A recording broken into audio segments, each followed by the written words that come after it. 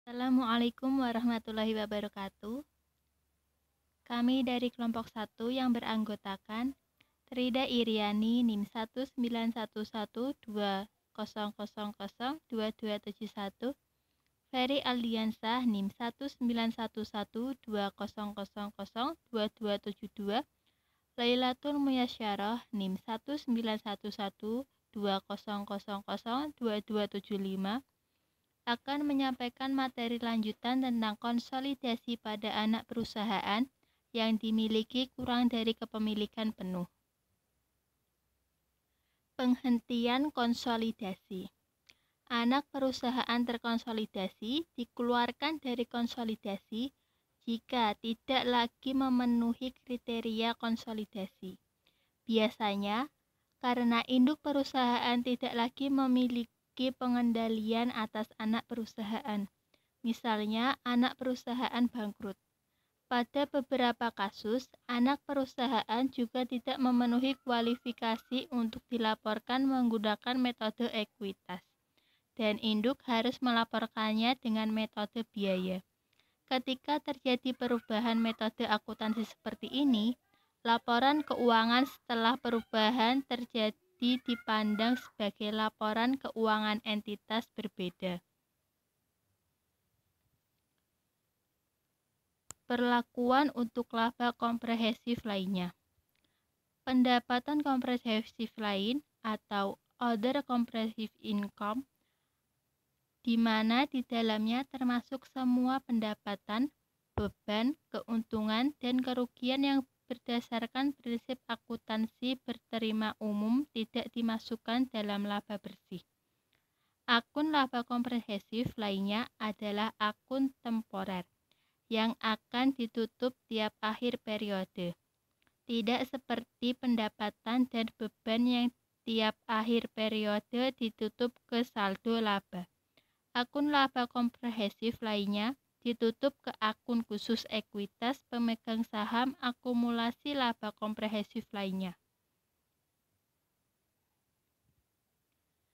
Asumsikan selama tahun 2000 PT Anak membeli investasi yang diklasifikasikan sebagai tersedia untuk dijual seharga 20 juta. Pada tanggal 31 Desember tahun 2000, nilai dari efek meningkat menjadi 30 juta. Ayat jurnal penyesuaian yang dicatat oleh anak perusahaan. Pada tanggal 31 Desember 2000, PT Anak mengakui peningkatan nilai wajar atas sekuritas tersedia untuk dijual yang dimilikinya dengan mencatat ayat jurnal penyesuaian berikut. Investasi pada sekuritas tersedia untuk dijual sebesar 10 juta pada debit. Keuntungan investasi belum direalisasi sebesar 10 juta pada kredit. Mencatat peningkatan nilai wajar sekuritas tersedia untuk dijual. Ayat jurnal penyesuaian yang dicatat oleh induk perusahaan. Tahun 2000, PT Induk mencatat semua ayat jurnal sehubungan dengan investasinya di PT Anak, seolah-olah anak perusahaan tidak melaporkan pendapatan komprehensif lain. Selain itu, pada tanggal 31 Desember 2000, PT Induk secara terpisah mengakui sebagai proporsionalnya atas keuntungan belum direalisasi anak perusahaan dari peningkatan nilai wajar sekuritas tersedia untuk dijual.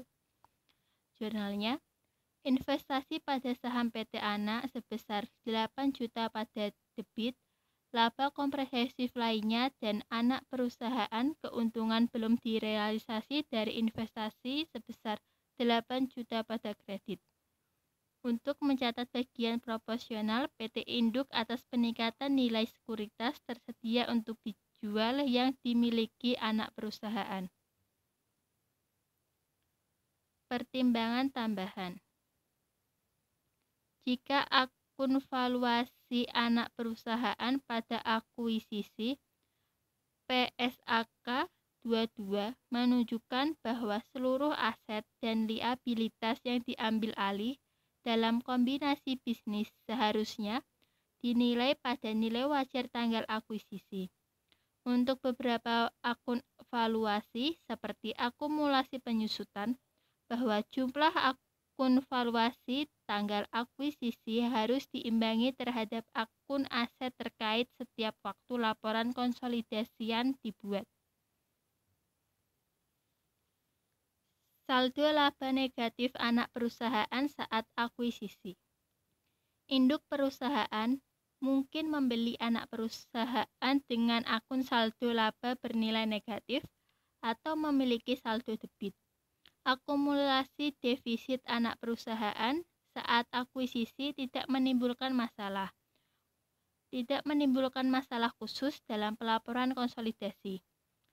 Ayat jurnal eliminasi normal dibuat dalam kertas kerja konsolidasi, kecuali bahwa saldo debit saldo laba anak perusahaan dieliminasi dengan ayat jurnal kredit, sehingga ayat jurnal eliminasi investasi adalah sebagai berikut.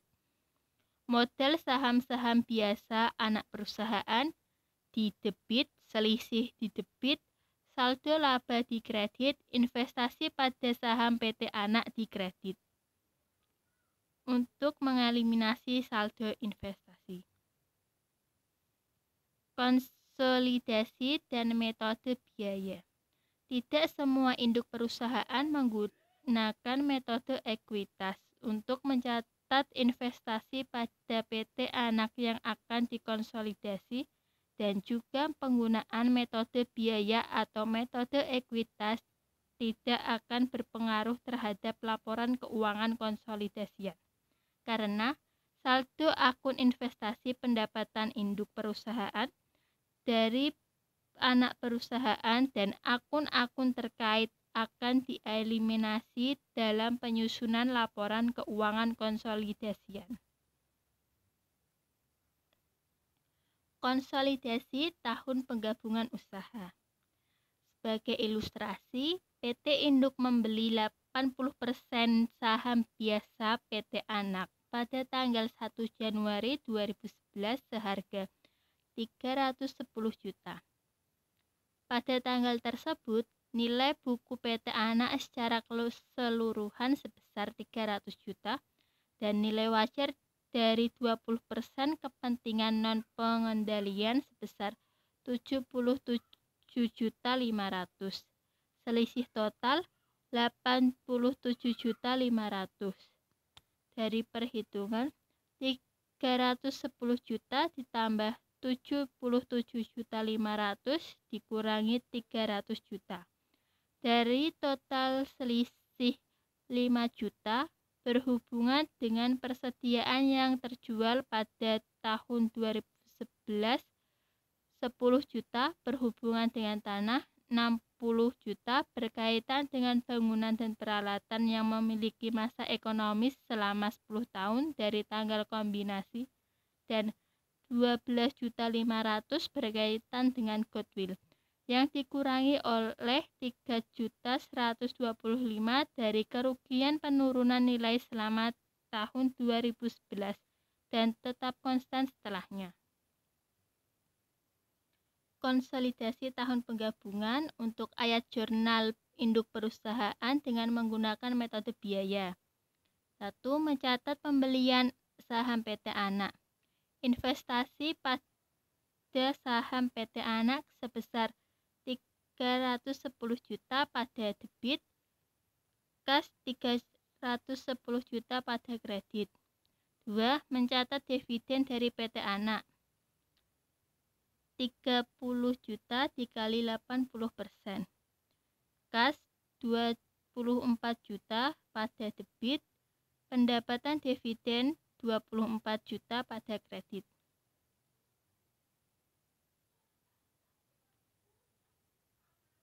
Konsolidasi tahun penggabungan usaha. Untuk jurnal eliminasi, mengeliminasi pendapatan dividen dari anak perusahaan. Pendapatan dividen 24 juta pada debit. Dividen diumumkan 24 juta pada kredit. Mengalokasikan laba kepentingan non-pengendalian. Pendapatan untuk kepentingan non-pengendalian 7.175 pada debit. Dividen yang diumumkan 6 juta pada kredit. Kepentingan non-pengendalian 1.175 pada kredit. Mengeliminasi saldo investasi pada tanggal akuisisi. Saham biasa PT Anak 200 juta pada debit. Saldo laba 1 Januari 100 juta pada debit. Selisih 87.500 pada debit. Investasi pada saham PT Anak 310 juta pada kredit. Kepentingan non-pengendalian 77.500 pada kredit. Mengalokasikan selisih pada tanggal akuisisi. Beban pokok penjualan 5 juta pada debit, tanah 10 juta pada debit, bangunan dan peralatan 60 juta pada debit, goodwill 12.500 pada debit, selisih 87.500 pada kredit. Mengamortisasi selisih terkait dengan bangunan dan peralatan serta goodwill. Beban penyusutan 6 juta pada debit, beban administrasi 3.125 pada debit, akumulasi penyusutan 6 juta pada kredit, goodwill 3.125 pada kredit. Konsolidasi tahun kedua kepemilikan. Perbedaan konsolidasi antara akuntansi metode biaya dan akuntansi metode ekuitas lebih terlihat di tahun kedua kepemilikan. Asumsikan bahwa PT Induk memperoleh laba dari operasi terpisah sebesar 160 juta selama tahun 2000X dan membayar dividen sebesar 60 juta. PT Anak melaporkan laba bersih sebesar 75 juta untuk tahun 2000X dan membayar dividen sebesar 40 juta. Ayat jurnal induk perusahaan dengan metode biaya mencatat dividen dari PT Anak 40 juta kali 0,80. Kas 32 juta pada debit, pendapatan dividen 32 juta pada kredit. Tahun kedua kepemilikan. Untuk jurnal eliminasinya, mengeliminasi pendapatan dividen dari anak perusahaan. Jurnal pendapatan dividen 32 juta pada debit, dividen diumumkan 32 juta pada kredit. Mengalokasikan laba kepemilikan non-pengendalian. Pendapatan untuk kepentingan non-pengendalian 13.800 pada debit, dividen yang diumumkan 8 juta pada kredit, kepentingan non-pengendalian 5.800 pada kredit. Mengeliminasi saldo investasi pada tanggal akuisisi. Saham biasa PT Anak 200 juta pada debit, saldo laba 1 Januari 100 juta pada debit, selisih 8.500 pada debit, investasi pada saham PT Anak 310 juta pada kredit, kepentingan non-pengendalian 77.500 pada kredit. Mengalokasikan laba yang tidak dibagikan pada anak perusahaan periode sebelum kepentingan non-pengendalian. Saldo laba 1 Januari 4 juta pada debit, kepentingan non-pengendalian 4 juta pada kredit. Untuk perhitungannya, saldo laba PT Anak tanggal 1 Januari 2000X sebesar 120 juta, saldo laba PT Anak saat akuisisi sebesar 100 juta. Laba yang tidak dibagikan 20 juta dari pengurangan saldo laba PT Anak tanggal 1 Januari 2000 dikurangi dari saldo laba PT Anak saat akuisisi. Laba kepentingan non-pengendalian sebesar 0,20. Kenaikan dialokasikan kepentingan non-pengendalian untuk perhitungannya 20 juta dikali 0,20, yaitu sebesar 4 juta. Mengalokasikan selisih pada awal tahun. Tanah sebesar 10 juta pada debit, bangunan dan peralatan 60 juta pada debit, goodwill sebesar 9.375 pada debit, saldo laba 1 Januari sebesar 11.300 pada debit, kepentingan non pengendalian 2.825 pada debit, selisih 87.500 pada kredit, akumulasi penyusutan 6 juta pada kredit. Untuk perhitungannya, untuk perhitungan goodwill sama dengan 12.500 dikurangi 3.125 sama dengan 9.375. Saldo laba 5 juta ditambah 6 juta tambah 3.125 dikali 80% sama dengan 11.300. KNP 5 juta tambah 6 juta ditambah 3.125 dikali 20% sama dengan 2.825.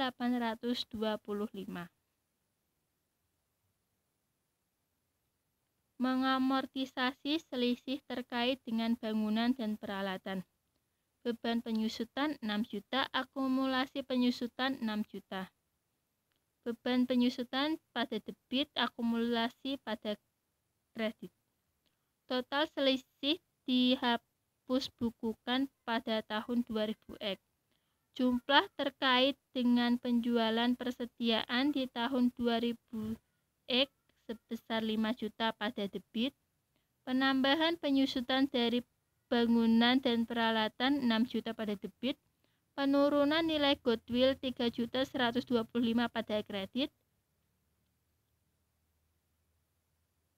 Penurunan nilai goodwill 3.125 pada debit.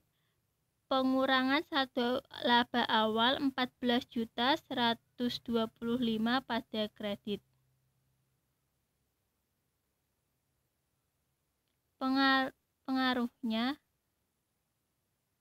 Pengaruhnya, maka saldo awal kepentingan pengendalian dikurangi sebesar 80%, penghapusan tahun lalu dengan debit ke saldo laba 1 Januari dan kepentingan non pengendalian dikurangi sebesar 20%. Terima kasih. Sekian dari kelompok kami. Kurang lebihnya mohon maaf. Wassalamualaikum warahmatullahi wabarakatuh.